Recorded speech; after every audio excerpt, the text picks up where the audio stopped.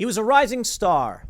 He was going to be the greatest, the best football player of this or any generation. And then someone made up a fake story about him and it destroyed everything. I'm being somewhat hyperbolic because I'm not a football guy. I don't know a whole lot about this guy. But I do know that former Bills punter Matt Ariza was accused of gang rape, cleared after evidence shows he wasn't present during the incident, yet it still destroyed his career. I don't think the left cares at all. They never have. Christine Blasey Ford, in my humble opinion, was clearly lying on the Brett Kavanaugh story. Well, she's like, oh, I'm scared to travel, but you went on vacation? Sure. I'm so scared I have 2 doors on my home now. That's actually an Airbnb or something like that. Like, oh, well, it's all lies. It's all manipulations. But let's go through this story here. Unsealed documents in the Matt Ariza gang rape case show that prosecutors said the former Buffalo Bills punter was not present during the incident. Interesting. Ariza, along with 2 San Diego State teammates, were accused of gang rape at a house party in a San Diego civil suit last year, costing Ariza a season in the NFL after he was cut by the Bills. Prosecutors declined to press charges in December, stating that there was not enough evidence of proof of a conviction. Yahoo Sports reported on Monday that a 200-page transcript of a meeting between Deputy District Attorney Tricia Amador and the accuser became available, and that Amador said Ariza couldn't have led her toward the alleged gang rape because he had already left the party an hour earlier. Oh, about that. He wasn't even at the party anymore, Amador told the accuser. All I know is that at that point, suspect Ariza is gone from the party. Ariza, who was nicknamed the Punt God, was selected in the 6th round of the 2022 NFL Draft, but was subsequently released by the Bills after the allegations became public. Boycott the Bills. Boycott them. No question. If you're a Bills fan, drop it. Drop their products. Just nope. He wasn't convicted of anything. They dropped him because someone said something one time. I don't give support to these companies. The Bills are garbage. They're a garbage team for garbage people who would sacrifice an honest young man because someone lied about him. Maybe a little harsh. Okay. Maybe. Well, I got to say, if you continue to support the Bills after this, I have a low opinion of you. I don't care. The civil suit had claimed that Ariza demanded the then underage girl perform adult activities on him before taking her to another room where 3 men raped her for an hour and a half. The accused was also told by prosecutors that video evidence could not disprove that the act was consensual. In looking at the videos on the tape, I absolutely cannot prove any forcible assault based upon what happened. There's nothing in the videos that sound like you're saying, stop this hurts or anything like that, DA investigator Ted Mansour told the alleged victim. I don't accept that either. This whole story sucks.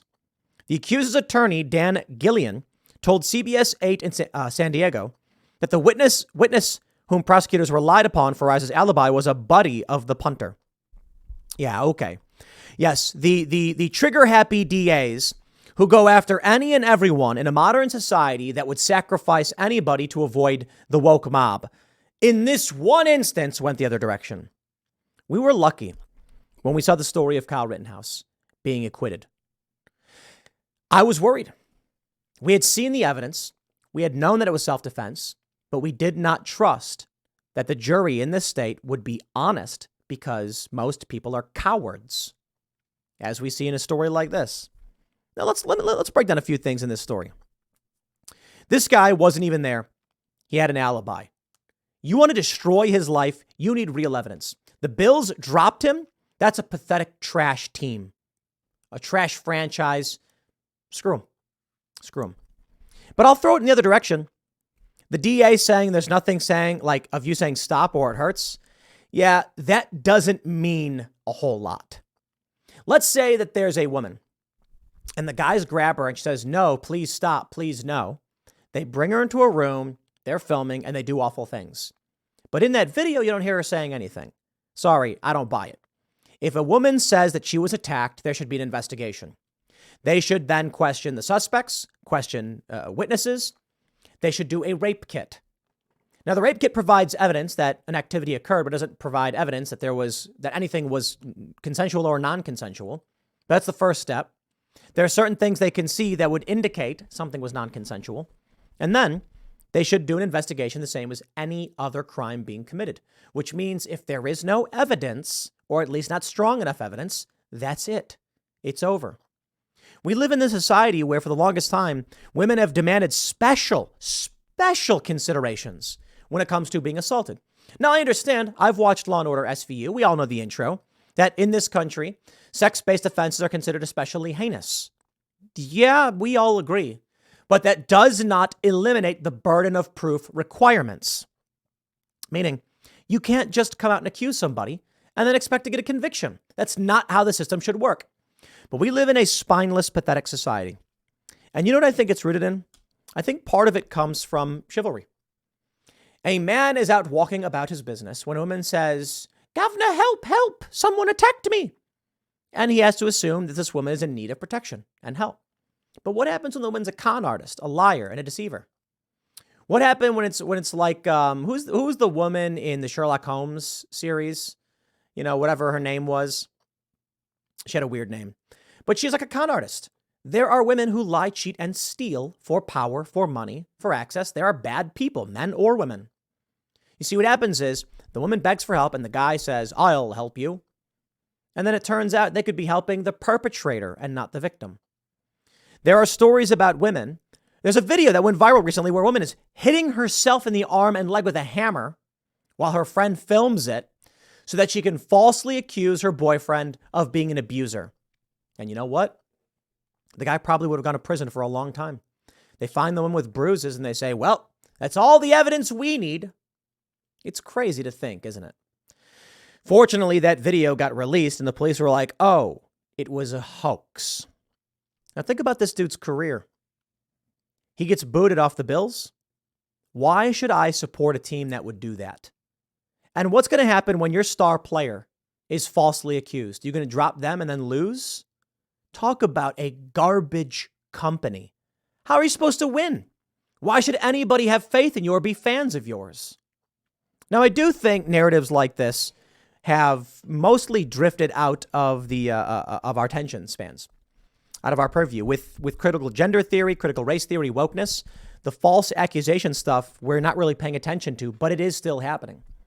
Throughout the 2010s, we had a lot of these stories. You had Mattress Girl. She faked that whole thing. Text messages reveal that she was in love with, presumably, it would seem, in love with the guy she was accusing, begging him for more. And then he was just like, nah. So then she carried on her mattress and claimed that he had his way with her against her will. And it was just not true. You have all of these stories popping up. Then you had, what was it, Lena Dunham? She falsely accused a radio DJ at her college. And she was like, "I'm not going to say who it is, but he was a radio DJ." And the guy was like, "I was the only one. She's accusing me." And then he like sued her or something. I think she lost that one, actually. Let me see if I can find that. Lena Dunham loses case, false allegation. I wonder whatever happened with that. Yep. She apologized back in 2014.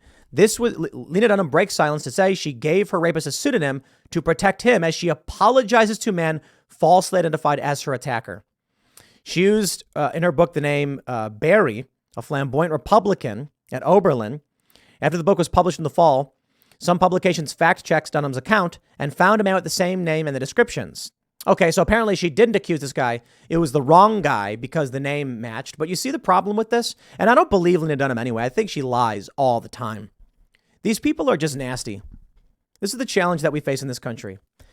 A dejected society where people will lie, cheat, and steal to gain power. They'll accuse you of doing what they do. There's that funny video where those two Democrat teenagers are like, "Republicans think, you're going to win Gen Z, but you say we're stupid and you hate us." There's a Terrence, was it Terrence Williams is his name? Has a video I saw was really funny where he's like, "Wait till you see what Kamala Harris said." Kamala Harris called Gen Z stupid in a speech. But these people project and claim it's Republicans doing it. They're not. That's the game they play. But there are people who aren't smart enough to see through the veil, not smart enough to actually read the news and figure out what's going on. And they believe all of the lies from the politicians. Yeah, we can't function this way, guys. Part of me, it grows increasingly difficult to actually try and cover a story like this because it's just been a decade or longer. I mean, this story 10 years ago with Lena Dunham, a decade. And what's changed? Here we are once again. Where is justice? I do think things are getting better. I am optimistic. Let's push through. Let's win in 2024, and let's change the culture. I'll leave it there. Next segment's coming up tonight at 8 p.m. over at youtube.com/TimcastIRL. Thanks for hanging out, and I'll see you all then.